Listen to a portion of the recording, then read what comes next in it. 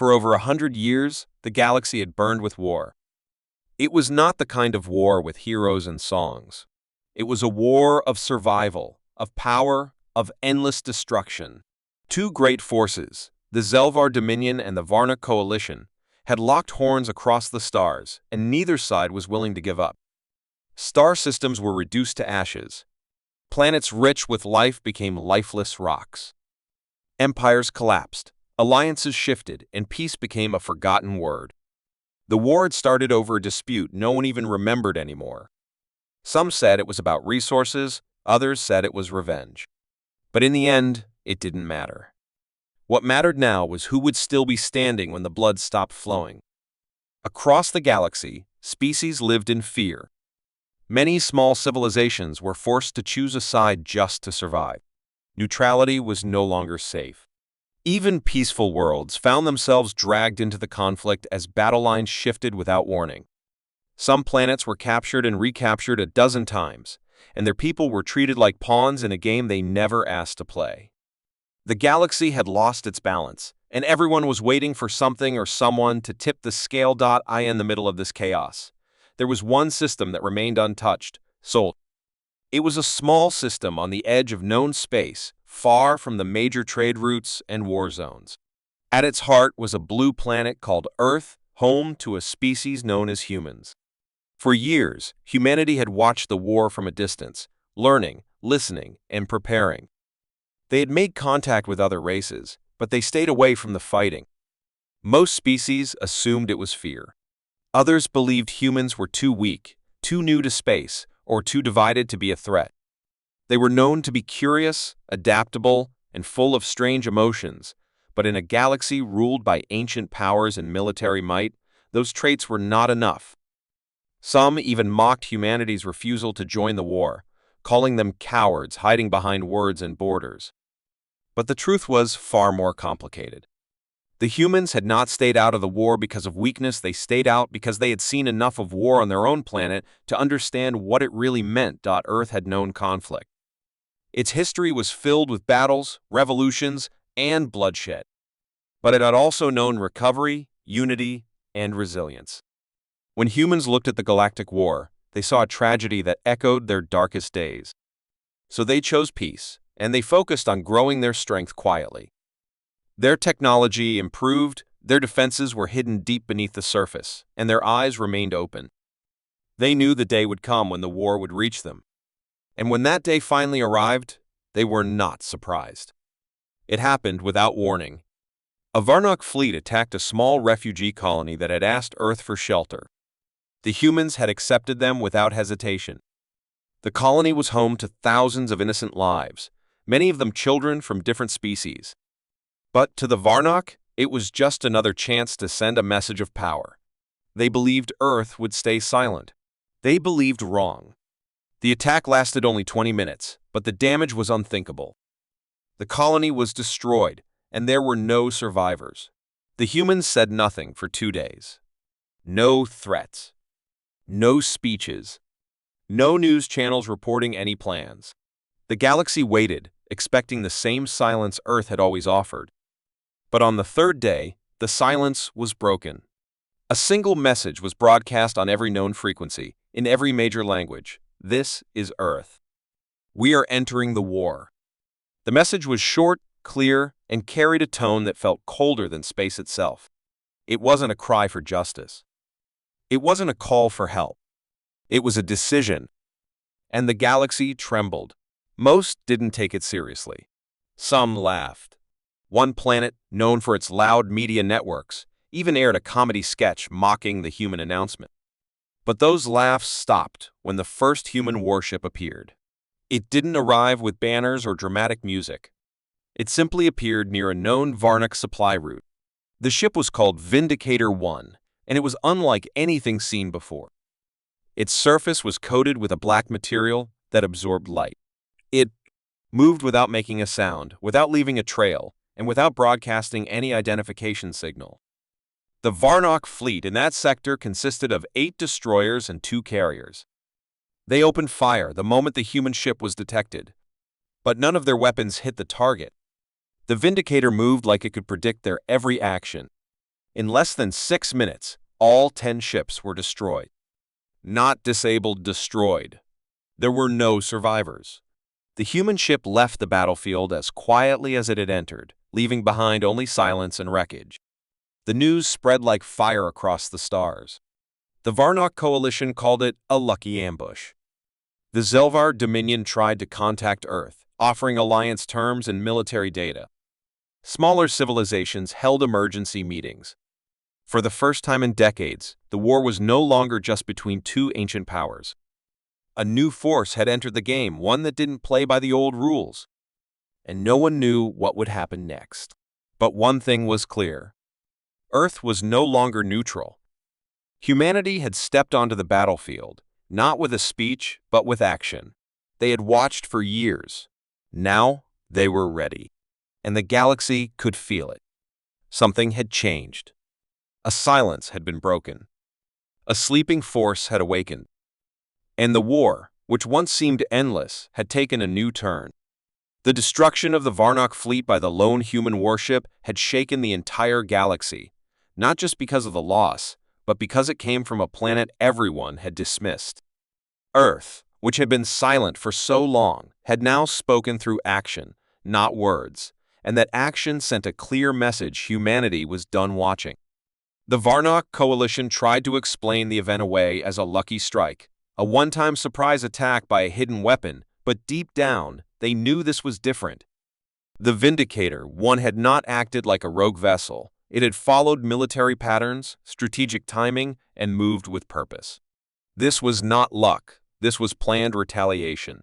Even those who had underestimated humans started paying attention. Intelligence reports from various factions tried to analyze the technology used by the human ship, but nothing made sense. The weapons were unfamiliar. The stealth was beyond anything the galaxy had seen, and the combat AI seemed to adapt instantly.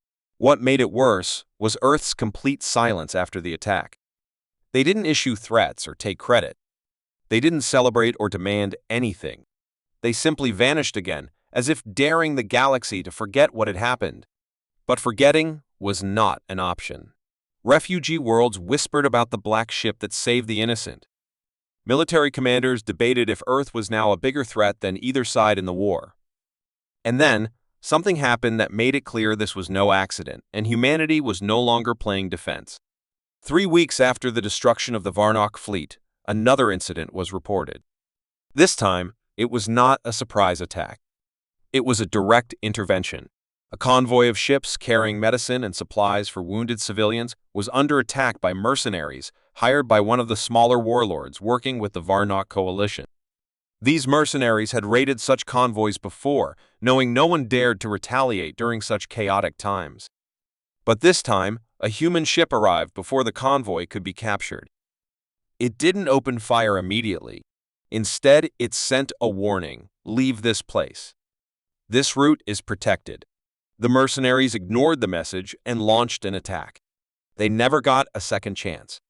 The human ship didn't just defeat them, it erased them from space in under 4 minutes. The convoy was escorted safely, and once again, the human vessel disappeared. The survivors from the convoy described the human ship as moving like a shadow, fast and deadly, but calm. It didn't chase, didn't destroy beyond its purpose. It acted with precision, not rage. That's when the galaxy realized humans weren't fighting a war for power. They were drawing a line, and those who crossed it would not be spared. That line was clear. Harming the innocent was no longer allowed, not if Earth was watching T first. Some of the major powers didn't take this seriously. They believed humans were just reacting emotionally to the loss of the refugee colony. But that belief faded when Earth's military network started to activate across nearby systems. Unmarked stations lit up. Satellites that were once thought to be civilian began transmitting military codes, and unknown ships were detected moving silently along trade routes. These were not acts of panic or revenge. This was a strategic expansion. Earth was positioning itself as a shield, a protector of those who couldn't fight back, and anyone who ignored that was going to face consequences. A few small factions attempted to test this by launching minor raids on neutral settlements near human-controlled space. They didn't return. Some were destroyed, others simply disappeared without a trace. Fear spread, not because of violence, but because of how quiet the humans were. They weren't claiming territory or demanding loyalty. They didn't even broadcast warnings after their actions. They were watching, waiting, and acting only when the line was crossed. And that made them more dangerous than any empire the galaxy had ever known. Within the Varnock coalition, panic began to grow. They had started this war with dreams of domination, believing their superior numbers and battle-hardened fleets could crush any resistance. But they had never faced a force like Earth, silent, calculating, and deeply motivated. The Varnock High Command issued an emergency order to capture or destroy any human ship found beyond Earth's system. They believed a bold move would show strength and send a message. So they sent an elite hunter squad, 7 ships armed with the best weapons available, led by a ruthless captain known for never losing. Their target was a small human escort vessel assisting in the evacuation of injured colonists from a recent battlefield. The Varnock squad ambushed them near a quiet moon. What they didn't know was that Earth had been watching too. Before they could fire a single shot, 3 cloaked human warships appeared, surrounding the attackers. The battle lasted less than a minute. The entire Varnock squad was eliminated, and the escort vessel continued its mission without even slowing down. The only thing left behind was a single transmission from the human side. "We warned you. This is your last." After that day, the galaxy changed. Borders were redrawn not by politics, but by fear and respect. A new zone was created unofficially by the people themselves. They called it the Line of Earth. Inside this zone, civilians traveled without fear. Pirates vanished. Smugglers went silent. Even powerful fleets avoided entering without permission. The humans didn't ask for tribute or obedience. They simply demanded one thing: do not harm the helpless. It was not a demand for control. It was a command for justice. And anyone who ignored it paid the price. The Zelver Dominion, surprised by the effectiveness of the humans, tried to approach Earth for an alliance. They offered technology, data, and diplomatic support. Earth responded politely but coldly. "We are not here to choose sides. We are here to stop what should have never begun." That response shocked many. Humans were not fighting for victory. They were fighting to stop the suffering, to protect those who had no voice, and to bring back the balance the war had destroyed. What frightened the galaxy most wasn't the strength of human weapons or the skill of their soldiers. It was the clarity of their purpose. They didn't want power. They wanted peace. But they had learned that peace required strength, and they had prepared for it. For years, they had built in silence, trained in secret, and studied the mistakes of other species. And now, when they finally stepped forward, they did so not with arrogance, but with unshakable determination. They had crossed the line not because they wanted war, but because someone else had forced them to. And now, they were drawing a new line, a final one. The galaxy could feel the change. The whispers in the dark spoke of Earth not as a planet, but as a force, a guardian, a storm that moved only when it had to. And once it moved, nothing could stand in its way. The message was clear. A line had been crossed, and Earth had answered. Long before the galaxy had learned to fear the black ships of Earth, before humans became the quiet storm sweeping across war-torn space, there was a power hidden in silence, buried deep in the history of their kind.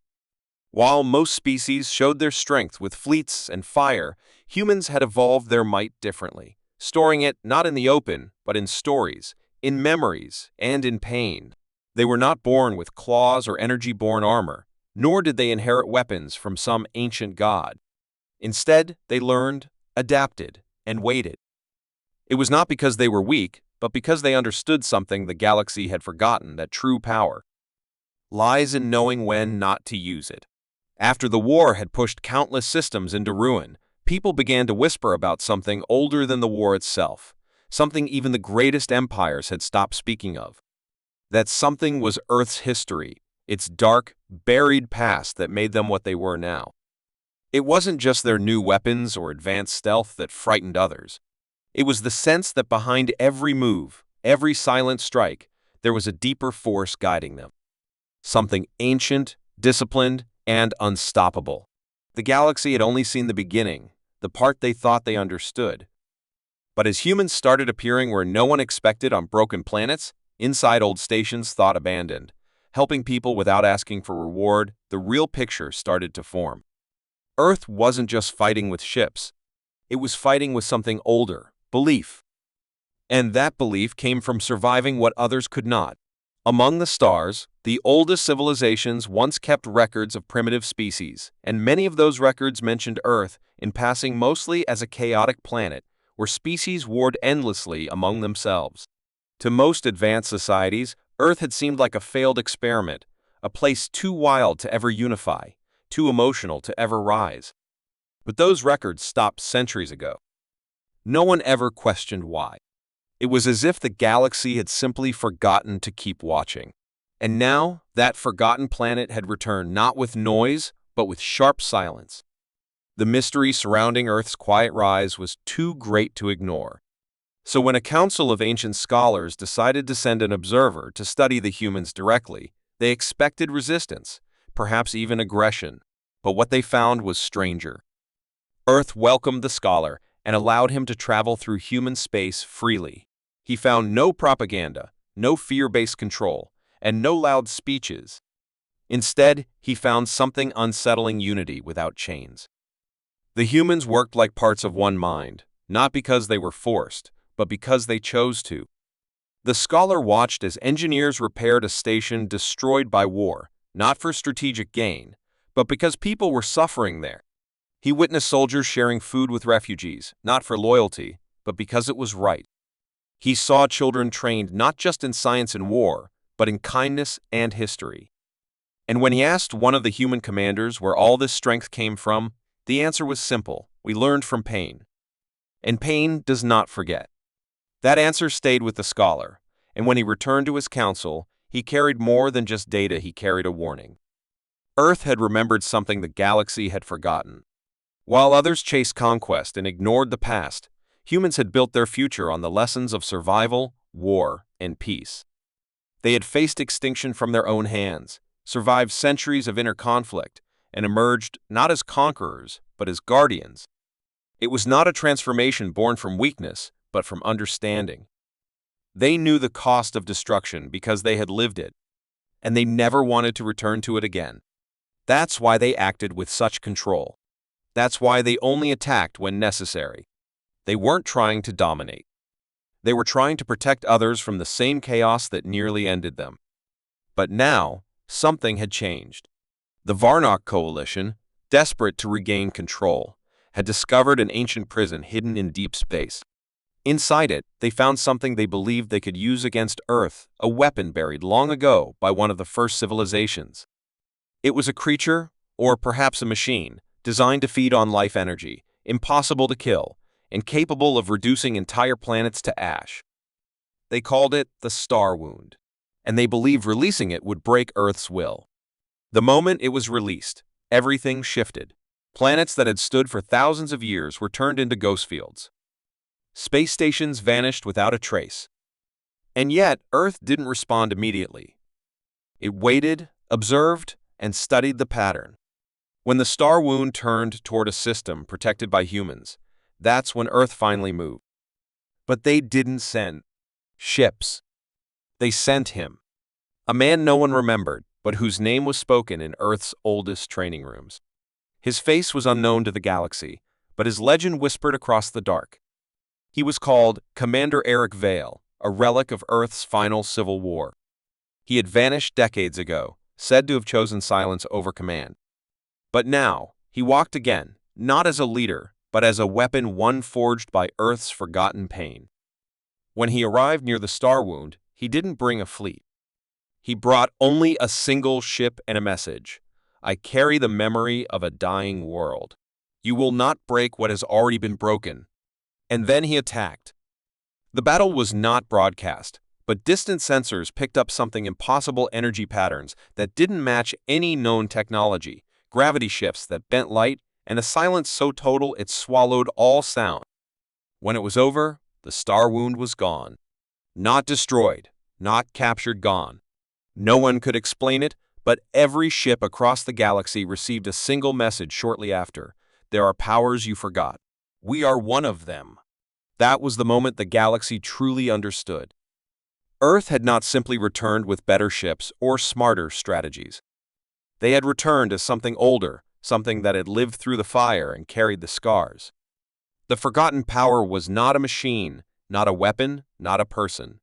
It was a mindset, a belief, a choice. Earth had chosen to remember the pain the galaxy had tried to forget.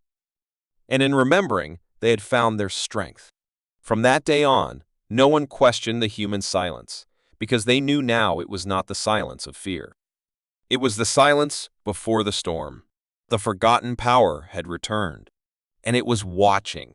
For a long time, the galaxy had watched humans with raised eyebrows and quiet laughter, thinking of them as just another noisy, emotional species trying to act brave in a universe already owned by older and wiser powers.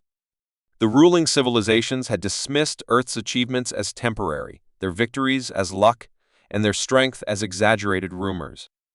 The humans had no ancient empire behind them, no alien gods in their blood, and no mysterious technologies gifted from the stars. All they had was willpower, and in the eyes of many, that was not enough. The doubts echoed in council chambers, spread through military reports, and became a regular part of training lectures. Humans are unpredictable, yes, but they're not truly dangerous. They burn bright and burn out fast.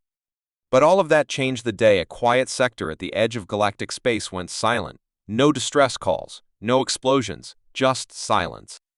The system had been under protection by the Drukhari High Guard, a force believed to be undefeatable. And yet, their signal was gone. The only clue was a short, chilling message left behind. This is the price of underestimation. Suddenly, the doubts turned into questions, and those questions soon became fear. The Galactic Command, still unwilling to accept that humans might be behind such precision, sent one of its top investigation teams unarmed, confident, and proud to search the remains. What they found was not destruction in the way they expected.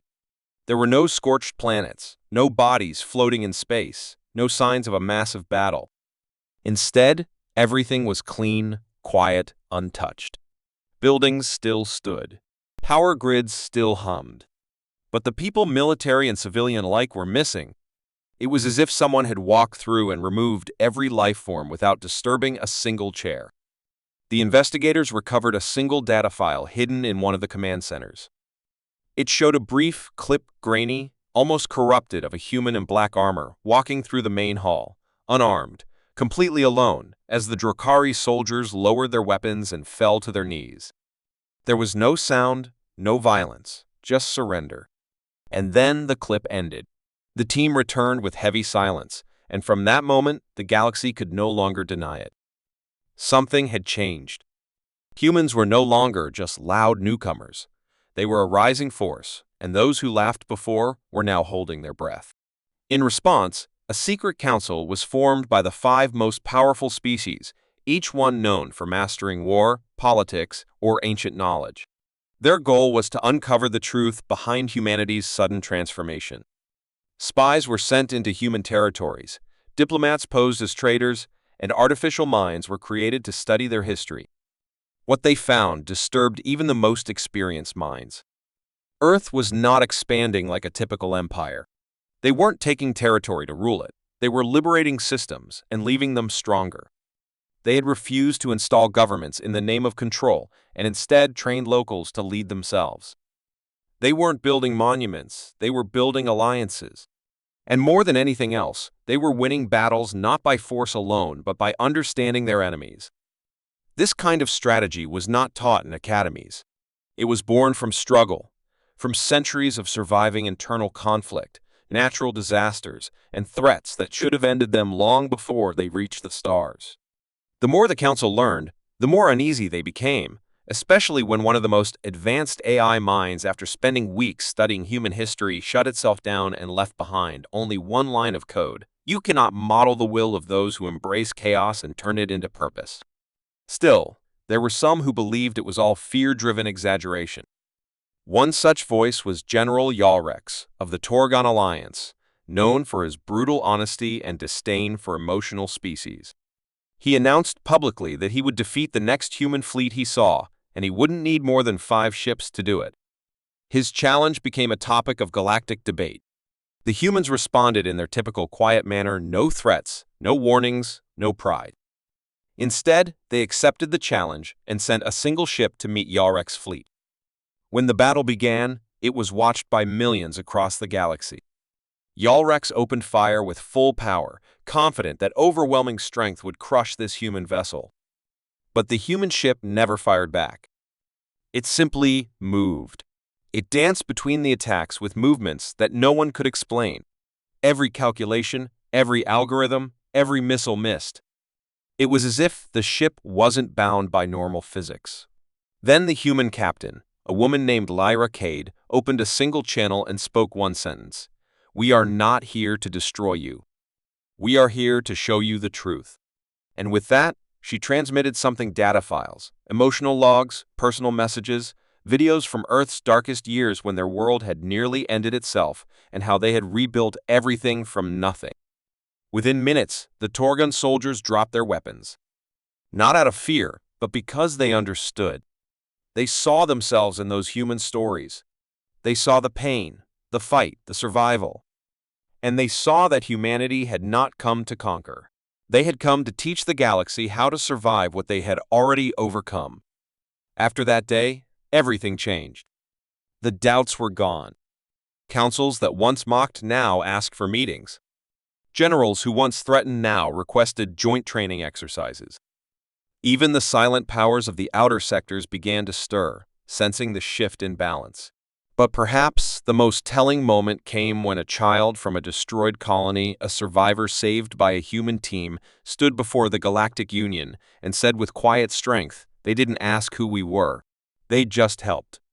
When no one else came, the humans did. That statement echoed across every major system. It wasn't power that silenced the doubters. It wasn't weapons, ships, or fear. It was the undeniable truth of action. It was the quiet, unwavering will of a species that had no right to survive and yet did, again and again. From that day forward, no one dared to speak of humans as if they were just another species.